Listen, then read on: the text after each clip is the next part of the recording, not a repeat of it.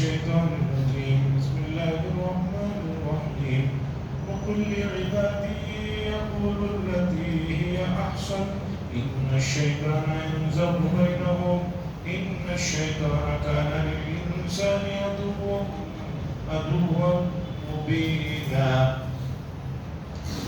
ربكم أعلم بكم إن يشاء يرحمكم أو إن يشاء يعذبكم وما أرسلناك عليهم وكيلا وربك أعلم بمن في السماوات والأرض ولقد فضلنا بعض النبيين على بعض وآتينا داود زبورا قل ادعوا الذين زعمتم من دونه فلا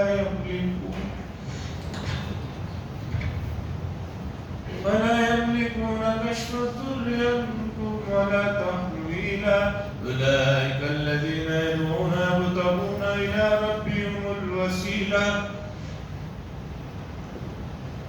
أيهم أقرب ويرجون رحمته ويخافون عذابه إن عذاب ربك كان محذورا وإن من قرية إلا نحن مهلكوها قبل يوم القيامة أو معذبوها عذابا شديدا كان ذلك في الكتاب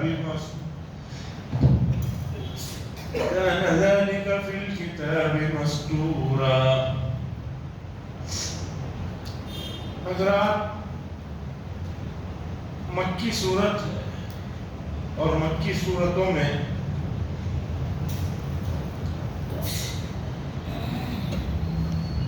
دھیان بند کر دو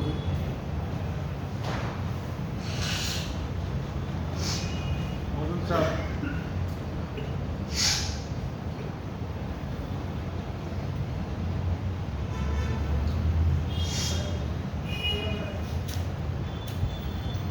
مکی صورتوں میں توحید کی مضامین آپ کو ملیں گے اور اوپر توحید کے مضامین، رسالت کے مضامین، آخرت کے مضامین کا تذکرہ ہوا، بنیادی چیزوں کا ذکر ہوا. اب اخلاقیات سے متعلق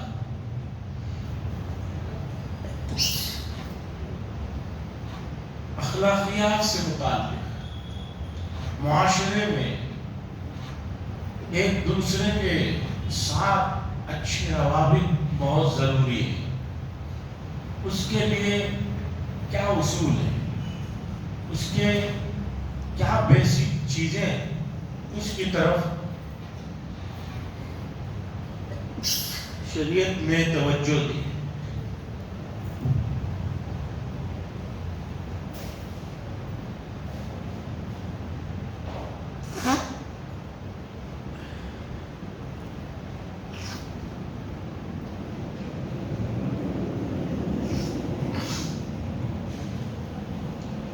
خاص طور پر مکہ المکرمہ میں جن کو اللہ کی طرف بلایا جا رہا، اس کے لیے کیا انداز ہونا چاہیے، اس کی طرف قرآن مجید میں رہنمائی کرو. اللہ فرماتے ہیں وَقُلْ، اور اے نبی صلی اللہ علیہ وسلم کہیے میرے بندوں سے. کیا اپنائیت ہے؟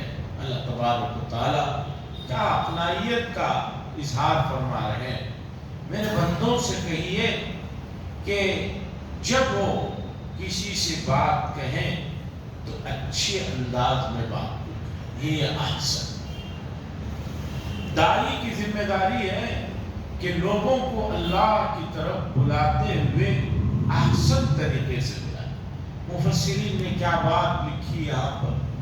اللہ حکم دے رہے ہیں مومنین کو، کسے بلاؤ، کس سے بات کرو. غیروں سے بات کرنے کے لیے بھی حکم دے رہے ہیں اچھے طریقے سے بات کرو. یہ بہت ضروری ہے.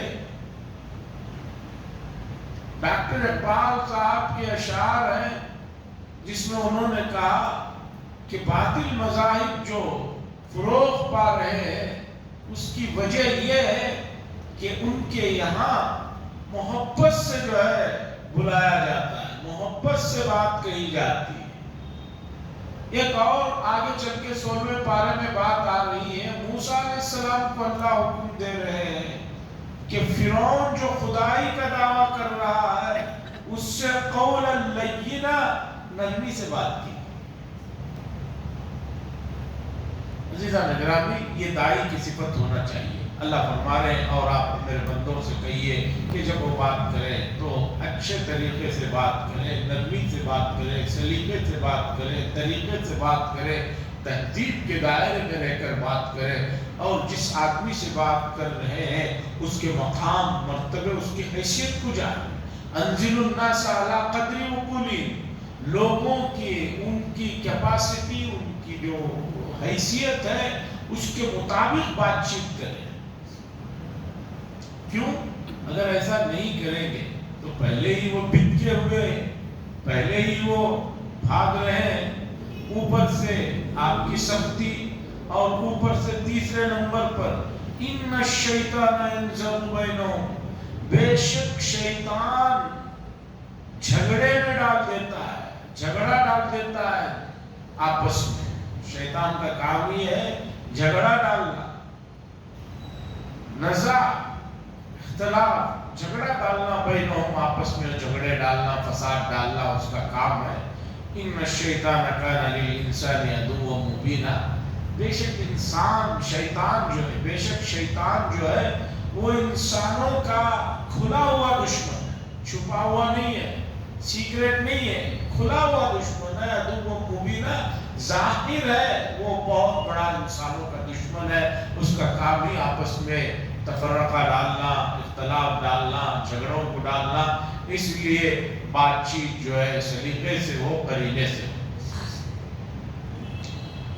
ربکم اعلم بکم، تمہارا رب سب کچھ جانتا ہے تمہارے سلسلے، تم سب کو سب کچھ جانتا ہے۔ اعلم، پورا اللہ تبارک و تعالیٰ بکم، تم لوگوں کو جانتے۔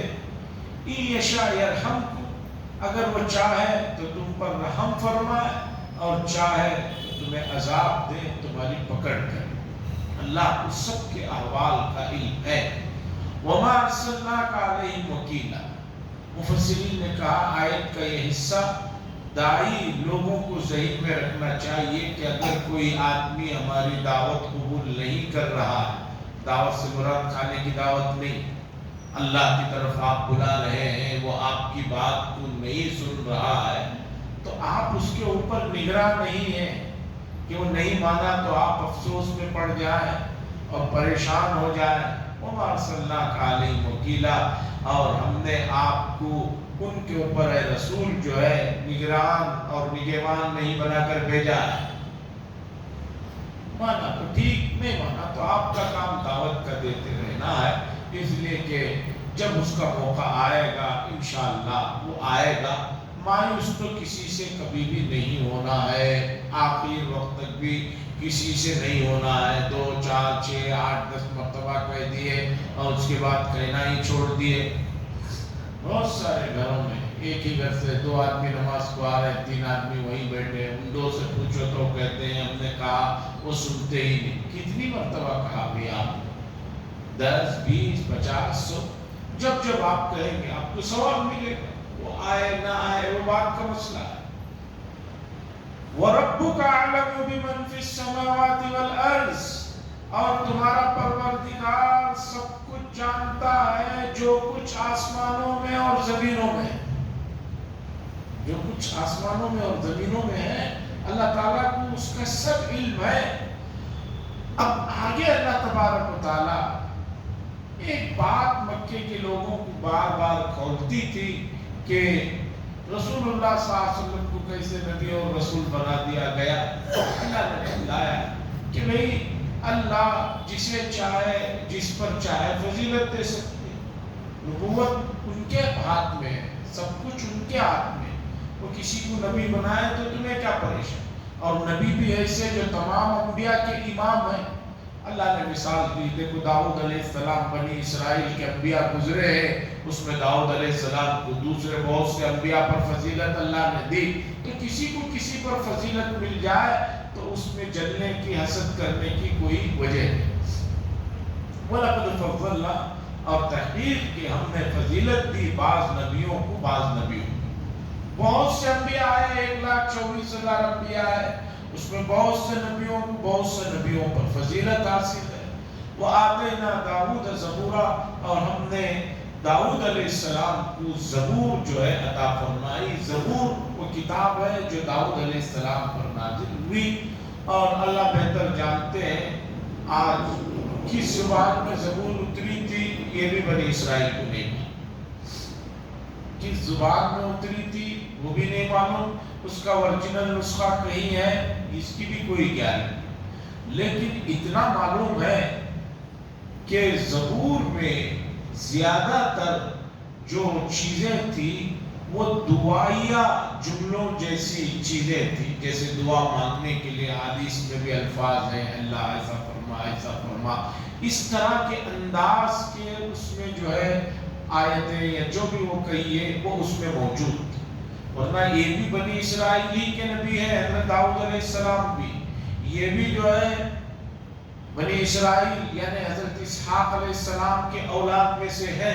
تو بنی اسرائیل کی جو شریعت تھی اسی کو فالو کر رہے تھے، الگ سے کچھ احکامات ان کو دیے گئے تھے، اور خاص طور پر مشہور کتاب زبور دی گئی تھی۔ اور ان کے آواز کے بارے میں تو آپ پہلے بھی سن چکے ہیں کہ اللہ نے ان کو ایسی بہترین آواز عطا فرمائی تھی، جب زبور کی تلاوت فرماتے تھے تو عالم یہ ہوتا تھا کہ پرندے چرندے بھی جو ہے ہواؤں میں رک جاتے تھے، پانی جو ہے تیرتے ہوئے پانی میں سناٹا آ جاتا۔ تو بڑی خوبصورت اللہ نے انہیں آواز عطا فرمائی تھی، اور قیامت کے احوال میں ہے، قیامت کے دن میدان حشر میں حساب کتاب کے بعد جنت میں جنتیوں کو داخل فرمانے کے بعد جو پہلی بڑی مجلس ہوگی، اس میں حضرت داؤد علیہ السلام بھی تلاوت فرمائیں گے۔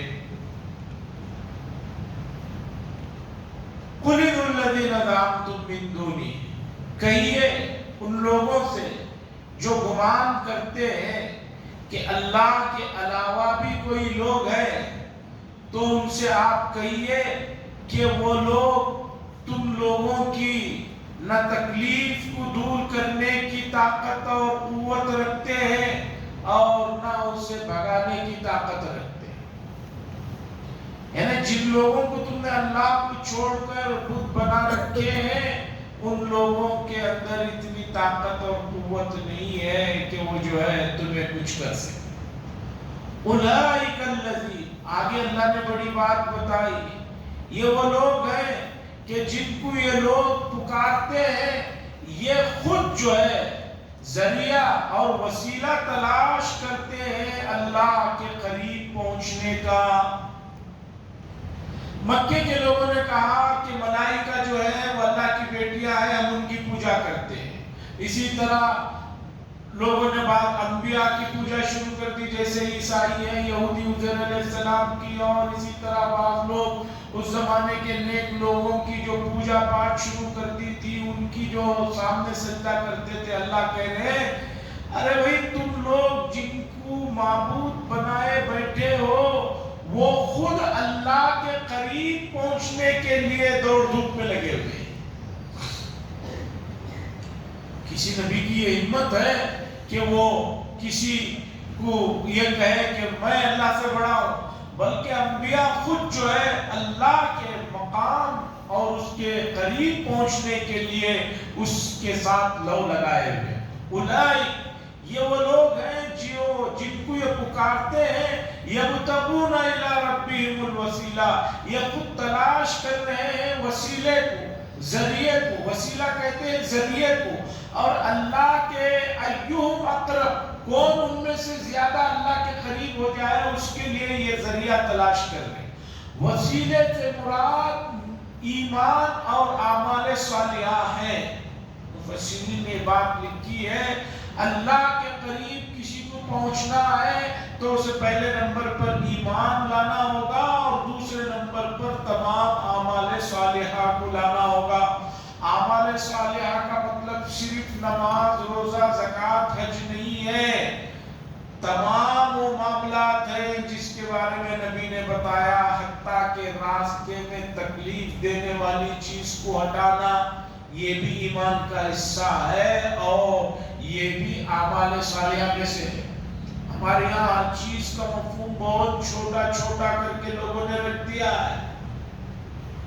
ایک لطیفہ سنیے، بات سمجھنے میں آسانی ہوگی۔ ہمارے کرناٹک میں اگر کسی کو پوچھا جائے آپ نے کھانا کھا لیا تو کہے گا ہاں کھا لیا۔ اگر اس نے کھانے میں چاول نہیں کھائے ہیں، چاول نہیں کھائے ہیں، صرف 2 روٹیاں 3-4 روٹیاں اس نے کھا لی، اب اس کے بعد اسے پوچھئے بھئی شام کا کھانا کھا لیا آپ نے؟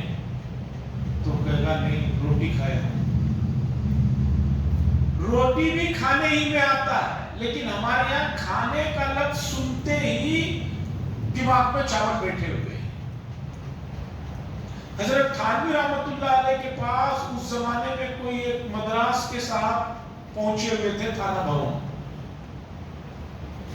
اب یوپی میں تو چاول کبھی کبھی کھاتے ہیں، ایسا نہیں کہ بھی ہر وقت ہر کھانے میں کھا رہے ہیں۔ تو شام کے کھانے میں تو روٹی تھی، انہوں نے روٹی کھا لی۔ حضرت تھانوی نے ان سے پیشابات پوچھا آپ نے کھانا کھایا؟ انہوں نے کہا نہیں کھایا۔ حضرت نے فوراً ذمہ دار بلا کر پوچھا بھئی مہمان کو اب تک کھانا کیوں نہیں کھلایا؟ انہوں نے کہا کھانا تو کھایا ہے۔ حضرت نے پوچھا یہ کیا کہہ رہے؟ انہوں نے کہا ہاں روٹی کھایا میں نے۔ تو ہمارے یہاں کھانے کا لفظ جو ہے چاول کے ساتھ بیٹھ گیا ہے، اس سے آگے نہیں۔ اگر کوئی آدمی صرف روٹی کھایا ہے، اس سے پوچھو کھانا کھا لیا آپ نے؟ وہ کہے گا نہیں۔ کیوں؟ اس نے کھانے کا مفہوم اتنا سمجھ رکھا ہے، یہ غلط ہے۔ کھانے کے مفہوم میں صرف چاول نہیں ہے، جو بھی چیز کھائی جائے وہ کھانا ہے۔ اسی طرح ہمارے یہاں اعمال صالحہ کا مطلب ہوتا ہے صرف نماز روزہ زکات اور کبھی کچھ صدقہ خیرات کر دینا، باقی جو چاہے کام کرتا رہے، آدمی جھوٹ بولتا رہے، یہ کرتا رہے، وہ سمجھے گا اس سے اس کا کوئی تعلق ہی نہیں۔ اللہ فرما رہے ہیں جن لوگوں کو تم بڑا بنا کر ان کی پوجا پاٹ کر رہے ہو، سن لو وہ خود اللہ کے قریب ہونے کے لیے وسیلے کو، ذریعے کو تلاش کر رہے ہیں۔ وَيَرْجُونَ رَحْمَتَ، اور وہ اللہ کی رحمت کے امیدوار ہیں۔ قیامت کا دن انبیاء کانپ رہے ہوں گے۔ عام انسانوں کا تو چھوڑو، صحابہ اور تابعین، تبع تابعین، اولیاء اعظام، تو یہ بڑے حضرات بہت بعد میں ہیں۔ حضرات انبیاء کانپ رہے ہوں گے۔ میدان حشر کی جو روایت ہے اس میں دیکھیے پورے لوگ آدم علیہ السلام کے پاس جائیں گے، آدم علیہ السلام کیا فرمائیں گے؟ نہیں بھئی میں اللہ کے دربار میں اس وقت جانے سے ڈر رہا ہوں، کہیں میری جو ہے اس غلطی کی جو ہے پوچھش ہو گئی تو کیا ہوگا؟ نوح علیہ السلام کے پاس جائیں گے، لوگ کہیں گے آپ 950 سال لوگوں کو اللہ کی دعوت دیے ہیں، آپ بہت بڑے آدمی ہیں، رسول ہیں، یہ ہے، اللہ سے ذرا بات کر لیجیے۔ وہ کہیں گے نہیں۔ تو اللہ فرما رہے ہیں ان کفار کو اور دوسرے لوگوں کو کیا ہو گیا؟ جن لوگوں کو یہ پکار رہے ہیں وہ خود جو ہے اللہ کے دربار میں یبتغون الی ربہم الوسیلہ، وہ تلاش کر رہے ہیں ان کے رب کے پاس وسیلے کو، ذریعے کو، ایہم اقرب، کیسے ہم اللہ کے قریب پہنچ جائیں، وَيَرْجُونَ رَحْمَتَ، اور کیسے اس کی رحمت کی امیدوار ہیں، وَيَخَافُونَ عَذَابَ، اور اللہ کے عذاب کا انہیں خوف ہے۔ کیوں؟ ان عذاب ربک کان محذورا، بے شک تمہارے پروردگار کا جو عذاب ہے وہ ہے ہی بڑا ڈرنے والی چیز۔ اللہ کا جو عذاب ہے ڈرنے والی چیز ہے، وہ اس سے کوئی آدمی مستغنی نہیں ہو سکتا۔ اللہ فرما رہے ہیں مکے کے لوگ کہتے تھے بھئی اگر ہم برے ہیں تو عذاب کیوں نہیں آ رہا، ہماری پکڑ کیوں نہیں آ رہی ہے؟ اللہ نے بتایا ہم نے لوح محفوظ میں ایک بات پہلے سے طے کر کے رکھی ہے، کب کسے عذاب دینا۔ اللہ کے یہاں ڈھیل کا مسئلہ بہت آسان، ڈھیل دیتے سمجھ جائے۔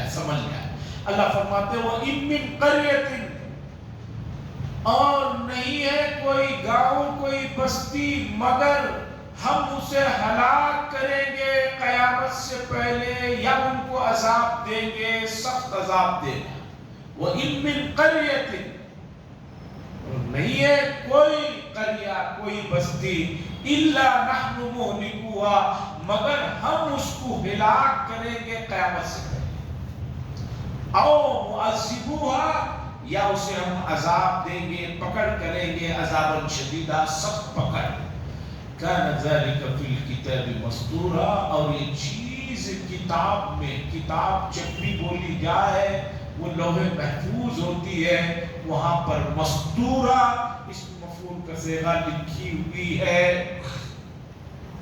اگر کسی بستی پر عذاب نہیں آ رہا نافرمانیوں کے وجہ سے بھی تو آئے، اگر نہ بھی آئے تو قیامت سے پہلے جتنے بھی ترقی یافتہ شہر اپنے آپ کو محفوظ رکھنے کے لیے جو بھی وہ بنا لے، وہ ہلاک ہو کر رہ جائے۔ ہم خود اس وقت دیکھ رہے ہیں دنیا کے ترقی یافتہ ملکوں میں سالانہ، امریکہ کو لے لیجیے، امریکہ کے ہر سال کتنی ریاستوں میں طوفان آ کر جو ہے پورے شہر کو تباہ و برباد کر دیتا ہے، آگ تباہ و برباد کر دیتی ہے۔ لوگ کہتے ہیں جاپان نے اتنی ترقی کر لی، لیکن پھر بھی جو ہے وہاں جو ہے وہ زلزلے اور سمندری طوفان سے ہلاکتیں کتنی ہوتی رہتی ہیں۔ تو قیامت سے پہلے سب کچھ ہلاک کر کے رکھ دیا جائے۔ آگے کی آیت سے پہلے مسئلہ سمجھیے، یہ مسئلہ پہلے بھی آیا ہے۔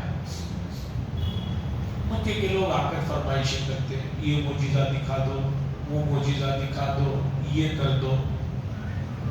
نارمل انسان، میں اور آپ یہ سوچتے ہیں اگر اللہ دکھا دے تو کیا پریشانی ہے، شاید وہ معجزہ دیکھ کر ایمان لے آ جائے۔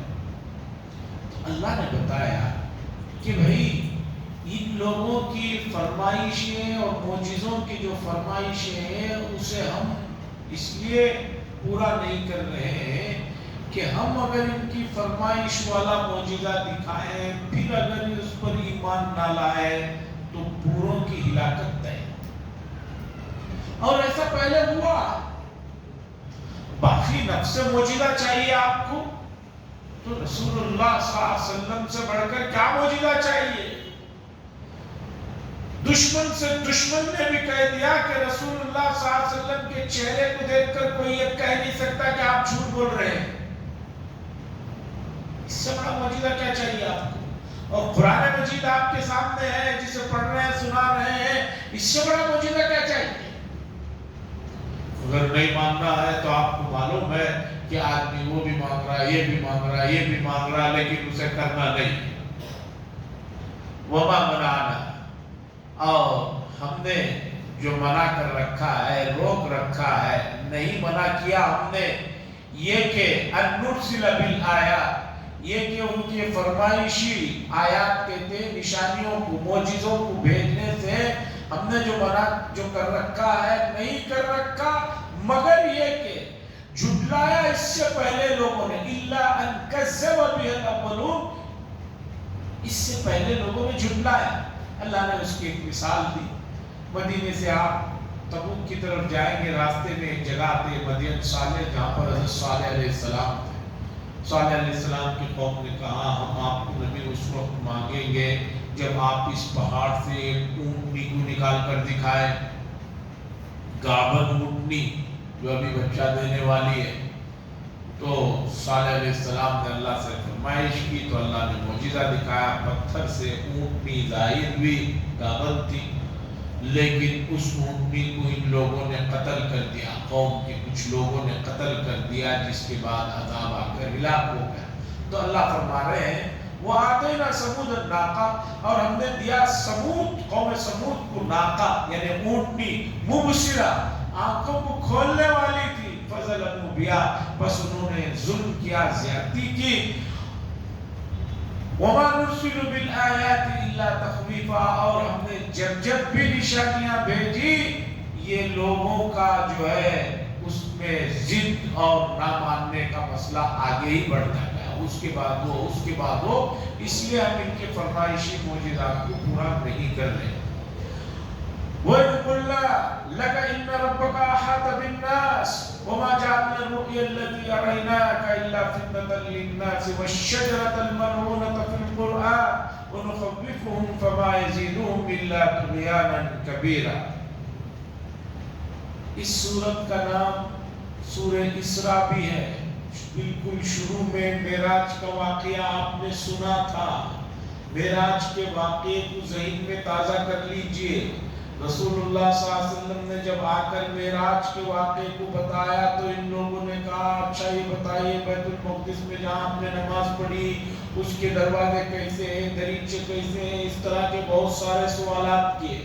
پھر حضور نے بتایا کہ میں نے جہنم میں زقوم کے درخت کو دیکھا۔ زقوم ایک جو ہے وہ درخت ہے جو جہنم کے بیچ میں وہ اگتا ہے۔ لوگوں نے کہا کہ انگار میں کوئی درخت اگتا ہو، کوئی پھل ہوتا ہو، یہ ہماری سمجھ میں نہیں آ رہا ہے۔ تو اللہ اب یہاں پر اس مسئلے کو پھر یاد دلا رہے ہیں۔ وَإِذْ قُلْنَا لَكَ إِنَّ رَبَّكَ أَحَاطَ بِالنَّاسِ، اور یاد کیجئے اس چیز کو کہ ہم نے کہا تھا آپ سے کہ بے شک آپ کا رب اپنے علم کے حساب سے احاطہ بالناس تمام لوگوں کو احاطے میں لے رکھا ہے۔ اللہ کے علم سے کوئی باہر نہیں ہے۔ کوئی کسی بھی تہخانے میں چلے جائے، کہیں بھی کچھ ہو جائے، اللہ کی نالج اور اللہ کے علم سے وہ نکل نہیں سکتا۔